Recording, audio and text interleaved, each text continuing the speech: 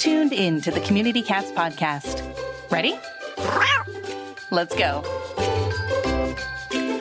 Welcome to the Community Cats podcast. I am your host, Stacey LeBaron. I've been involved helping homeless cats for over 20 years with the Merrimack River Feline Rescue Society. The goal of this podcast is to expose you to amazing people who are improving the lives of cats. I hope these interviews will help you learn how you can turn your passion for cats into action. And today we're speaking with Kim Lengling. As a multi-published author, Kim shares her love of nature, animals, living with PTSD, and her mission of tossing nuggets of hope into the world through writing and her podcast. Kim is the lead author and coordinator of a collaborative 3-book series titled When Grace Found Me and 2 standalone anthologies, When Hope Found Me, released in November of 2022, and Paw Prints on the Couch, an anthology sharing stories of rescue animals who they have enriched their human lives, released in August of 2023, which became a #1 top new release on Amazon. In addition to writing, she hosts the podcast Let Fear Bounce, spotlighting people who make a difference in the world, whether by writing, film production, philanthropy, teaching, founding nonprofits, and more. You can regularly find Kim drinking copious amounts of coffee, chatting with the critters who reside in her realm, and taking long walks with her dog, Dexter. Kim, welcome to the show. Thank you so much for having me. I've been looking forward to this. Yeah, we're going to have coffee talk. I love coffee very, very much. So we're going to have like a coffee and cats thing. That's why I love cat cafes. They're like my favorite place. I love cat cafes because I get the coffee and I get the cats at the same time. And it's a beautiful thing. Everything. Yeah, the best of both worlds. There you go. Before we jump into our conversation today, I'd first like to know, how'd you become passionate about cats? Yeah, when I was little, the very first pet that I had was a cat, and her name was Muffin. And as you're little, and we came home from daycare one day and she was no longer there, and we kept asking mommy, and mommy said she ran away. But then years and years later, Muffin apparently had gotten hit by a car. But that, it was traumatic for me, actually. I think I was 5, and it was so traumatic. But that cat, little Muffin, I would carry her around all the time. And I think that she is what her little soul connected with mine so much that was the start of my love for all animals, and wanting to be an advocate. And I was one of those people that was saving everything, like, the bird with the crooked wing out in the yard. And I still do that decades later, so that's where it all began, was with a little tiny kitten named Muffin. You say you chose to become an advocate. I mean, you're a writer, you are out there rescuing, but you decided to share your experiences or communicate your thoughts about animals through writing. The thought of writing a book to me almost makes me sick to my stomach because it's just not in my DNA. I can talk all day long on a podcast, but the thought of writing a book, and you've written several, why did you decide to go that route? I consider myself an accidental writer. I didn't regularly write or do anything like that. I wrote a speech that I had to give in front of a very large audience of veterans. And this was 800 plus people. I had never spoken in public before. I had never given a speech. I'd never written a speech. And it was a personal story about my grandfather, who was the last surviving World War I veteran at that time. So this was years ago. And after I gave the speech, the local newspaper approached me and asked me if I would consider writing a monthly column regarding veterans for the local paper. I said, oh my goodness, yeah, thank you so much, but I'm not a writer. And they said, well, who wrote your speech? And I said, well, I did. And they said, well, you're a writer. And I went, oh, I never saw myself as that. So it took someone seeing something in me that I never would have noticed. And that's kind of where it began, and I wrote that column for 14 years. So that's where it began, and just kind of morphed from there. I find it very cathartic to write. At times, it feels like, you said you could talk all day long. I think I can too on certain topics, but there are certain days where, to me, writing is best for me. And writing is much better for me. I find it very cathartic, and my writing is from the heart. So a lot of times it's pretty raw and pretty real. And I think that's what draws people into it, because they see themselves in it. Interesting. Very interesting. Well, you mentioned veterans. So can you share a little bit about your experience working with veterans, and how and why did you get involved? Sure. Well, I'm a veteran myself. I was in the Air Force in the 80s. I went in right after high school and I did Morse code, which was, I found out later that just actually about 10 years ago, they don't even use Morse code anymore, mostly. So some young gentleman in the Navy decided to tell me that and made me feel really old.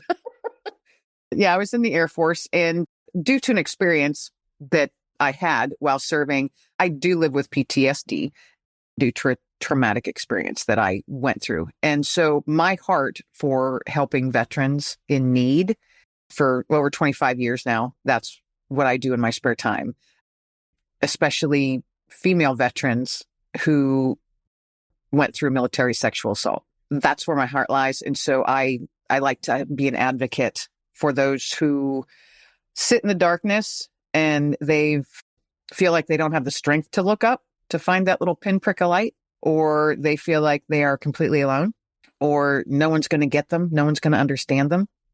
And I am the one to tell them, you're not alone. I do understand you. And there's always light. Please lift your eyes up.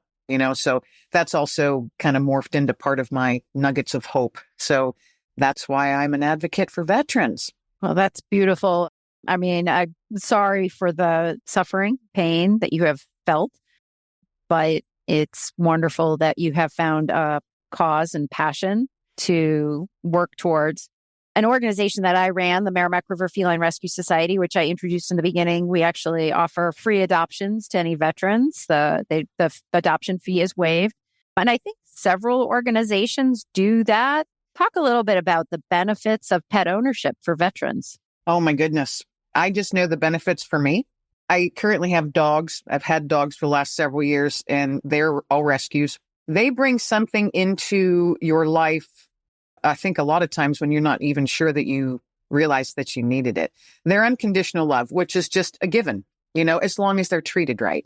As long as they're treated right, their unconditional love is a given. Their souls are so pure. They live for you. They live for you. They spend their entire time waiting for you. So if you work out of the house, they're waiting all day for you to come home. You leave for the store and you're gone for an hour. It feels like all day to them. You take the garbage out for 2 seconds. They come, it's like all day to them. They spend their time waiting for you, and the excitement and the love that they give you. Where else can you get that? I mean, sincerely get that all the time, every single day. And I also believe that just having that companionship, the dogs, at least for me, my dogs, they have become in tune with me because I do live with PTSD. And with that comes anxiety and at times depression. And I was suffering with panic attacks for quite some time. And some of them could be pretty darn intense and frightening.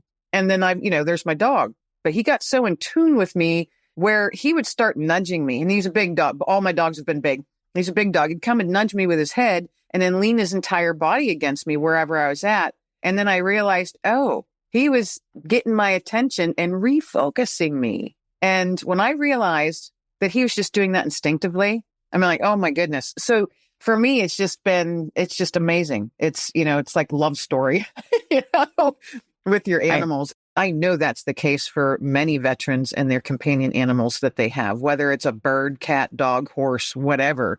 Animals bring pure love to you, pure unconditional love. And there's no judgment, no back talk, no nothing. They just want to love you. And oh my goodness, who doesn't need that every day? And I think actually the first week of June is Hug Your Cat Day. How awesome. So fantastic. And, I think about also many people who are out there feeding community cats.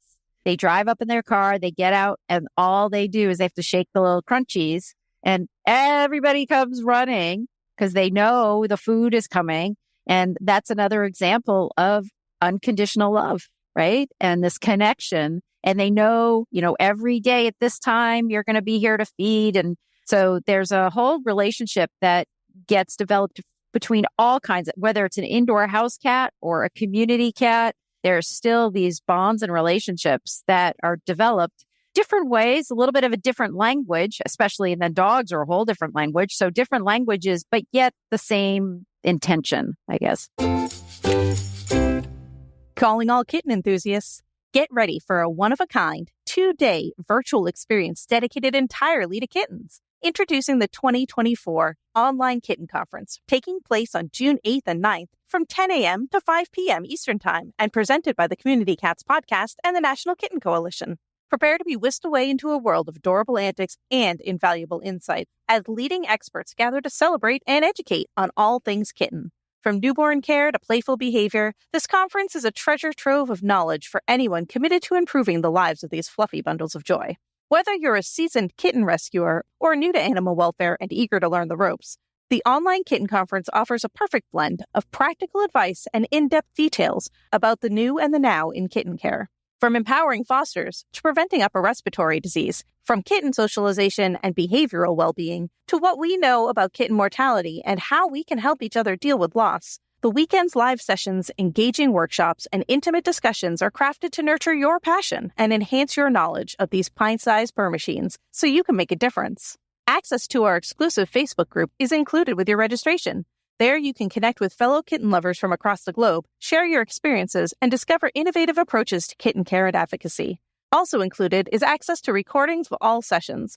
You can review anything you miss, or if you found something particularly interested, check it out again. And you'll also be able to participate in fun cat trivia and prizes. Some lucky attendee will even win a cage from CDE Cages.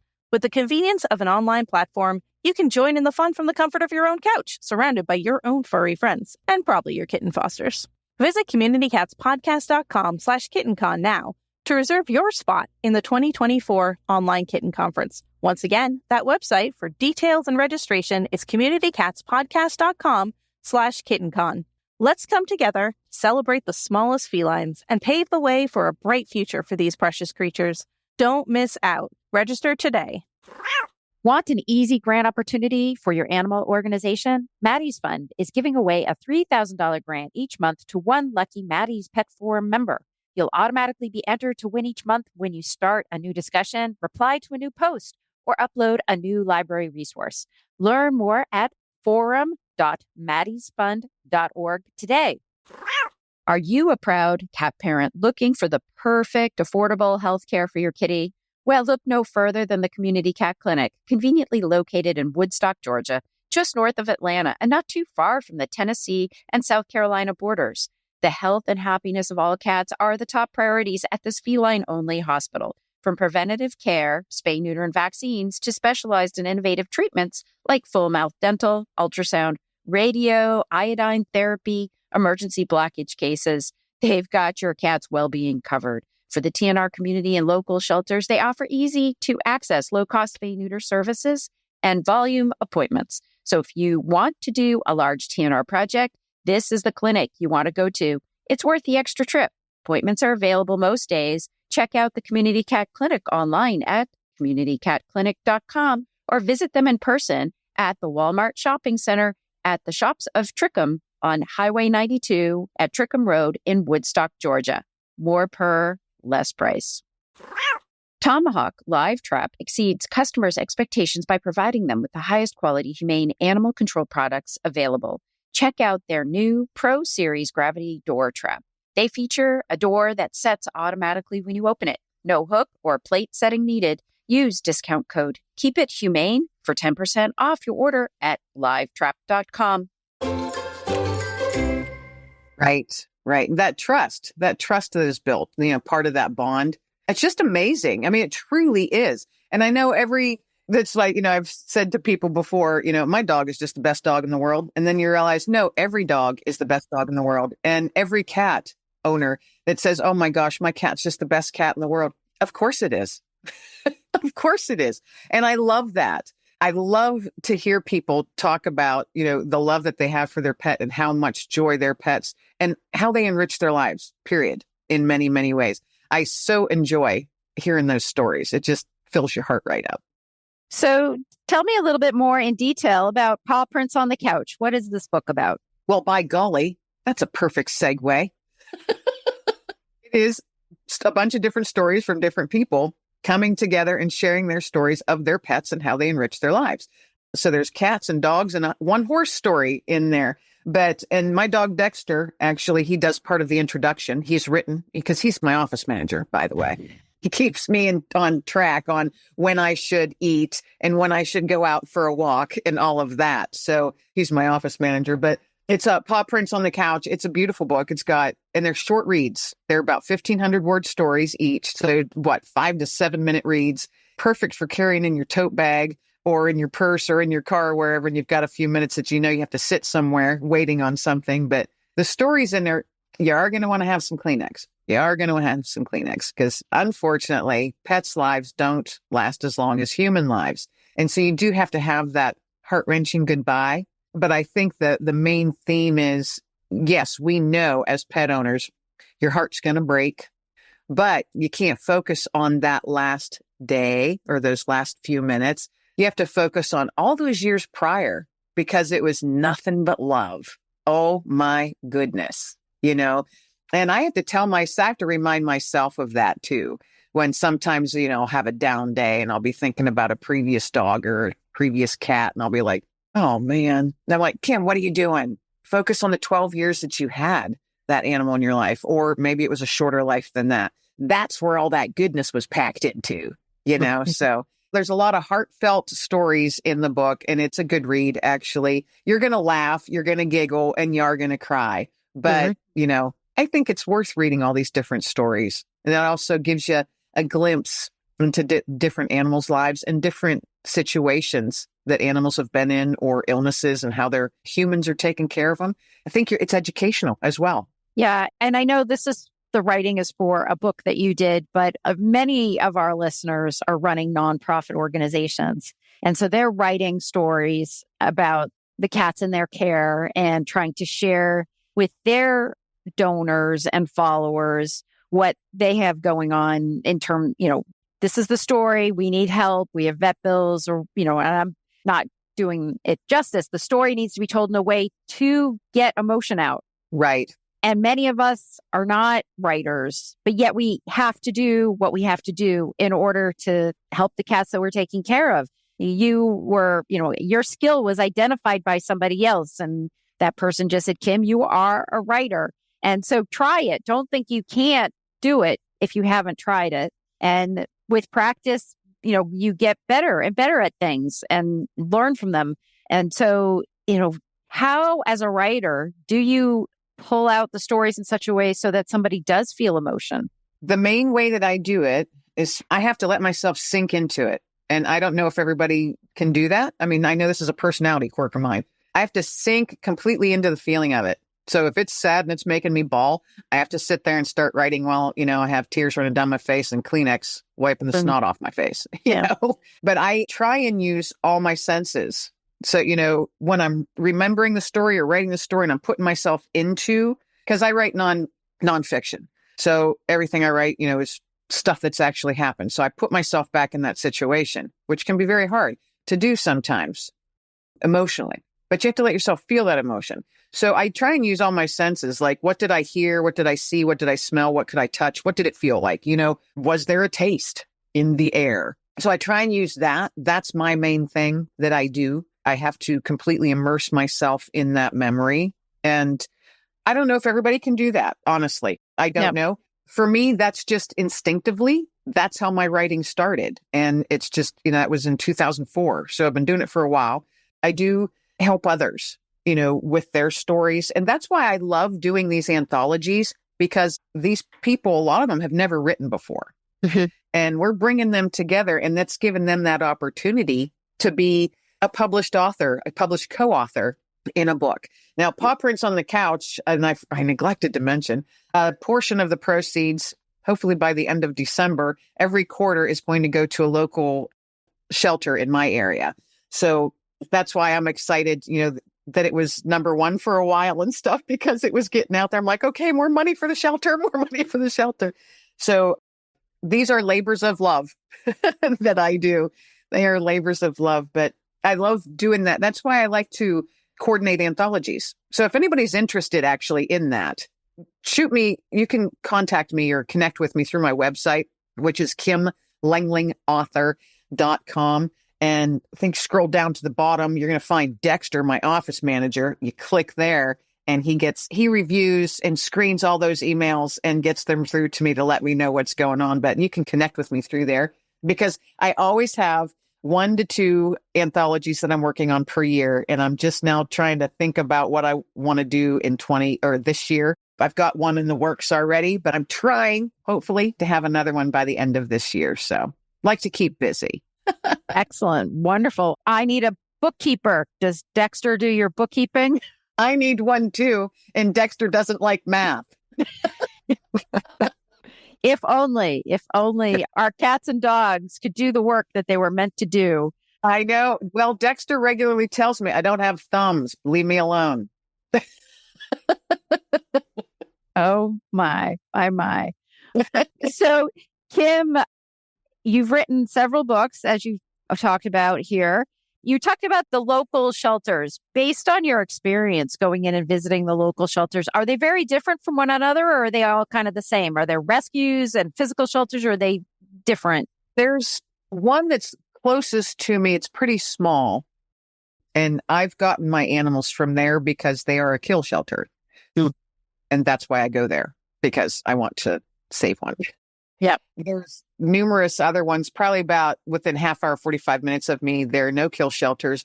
They are much, much larger, very well run, do an awful lot of like large rescues from like hoarding situations and things like that of all kinds of animals. And I do know that they foster a lot of their animals out for safekeeping, after they've been through the vet and gotten all the treatments and things that they may need, because some of them are coming from pretty dire situations. They're not all alike. No, I think everyone, and there's not a whole lot near me. I think there's maybe, and near me, I'm talking about within an hour drive from where I live. I think there's 4. And I know 3 of them are rather large and they're always hitting capacity. So they're, fostering out a lot, and they do tremendous work. And it's 24/7 for these folks. Right. Well, you know that. Yeah. And you're in the western part of Pennsylvania, correct? You're sort of in... Yes, the northwest corner of Pennsylvania. Yeah. Between Erie and Pittsburgh. Got you. Just so people have a perspective on where you're located and what you're seeing from that standpoint. I know you mentioned it before, but for our listeners, if you wouldn't mind just sharing, if people are interested in your books or finding out more about the work that you're doing, how would they do that? They can contact me right through my website at kimlenglingauthor.com. That's the easiest way, actually. Yeah, that's the easiest way. kimlenglingauthor.com. That's where you can find my books. There's links on there that take you right to Amazon. You can also get signed copies if you want. There's a separate link for that. But everything I'm doing, what's going on, what's coming up, can be found right on my website, little one-stop shop. Awesome. Is there anything else you'd like to share with our listeners today? No, I appreciate being on. So thank you for having me as your guest. I absolutely love what you're doing and what you have done over the decades, because I know what it takes mentally and physically and from your heart to do that simply from what I've been doing for the last 20 plus years. I know what it takes to do that, to put your whole heart into something, and how you can feel tired sometimes and still keep going. So thank you for what you do. Well, thank you, Kim. It's been a joy. We've had an interview last week and an interview this week, and I feel like I've gotten to be kind of chummy with you. So this is great. Yeah, we're new friends. Yay. Our new virtual friends. So it's all good. So thank you, Kim, for joining me today and agreeing to be a guest on my show. And I hope we'll have you on again in the future.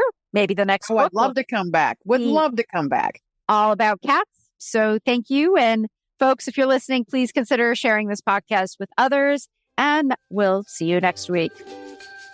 That's it for this week. Please head over to Apple Podcasts and leave a review. We love to hear what you think, and a 5-star review really helps others find the show.